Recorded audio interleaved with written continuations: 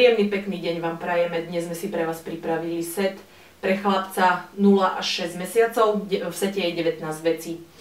Veci sú s minimálnym poškodením, vhodný aj na bežné nosenie. Teraz ich spolu prejdeme.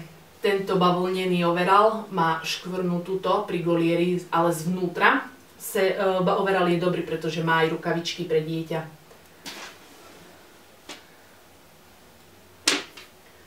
Bavlnené body s mackami, má škvrnu tuto na rukáve. Modré body má trošku žmolky pod krkom a malinkú škvrnu. Podbradník žltý, ten má z vnútornej strany trošku žmolky.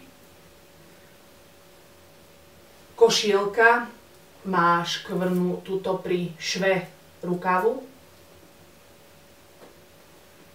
Tričko na zapínanie na cvoky má škvrnu tuto na hneď prvom cvoku. Bavlnené pruhované tepláky sú trošku zašednuté a majú malú škvrnu tuto vzadu. Žlté tepláky bavlnené takisto majú pri šve malú škvrnu. Letné body biele majú zažlknutý trošku golier aj so švom.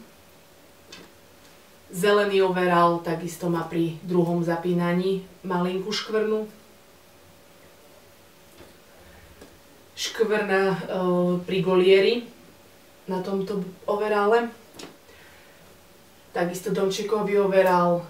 Malinká, úplne malinká, pri dennom svetle len viditeľná škvrna.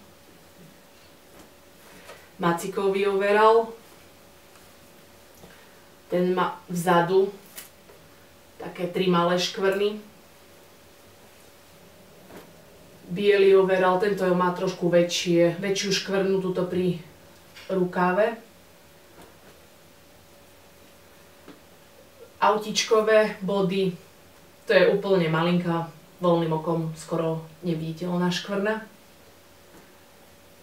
Spací letný vak, takisto pri zapínaní má malú škvrnu. Autičkový overall, takisto tuto pri obrázku je malá škvrna. Potom tu máme bielu zavinovaciu osušku. Tá je bez viditeľného poškodenia, len má trošku na zadnej strane žmolky. Dá sa bežne používať každý deň. A táto biela deka s lienkami sa dá používať také na jesenné počasie do kočiara alebo do postielky.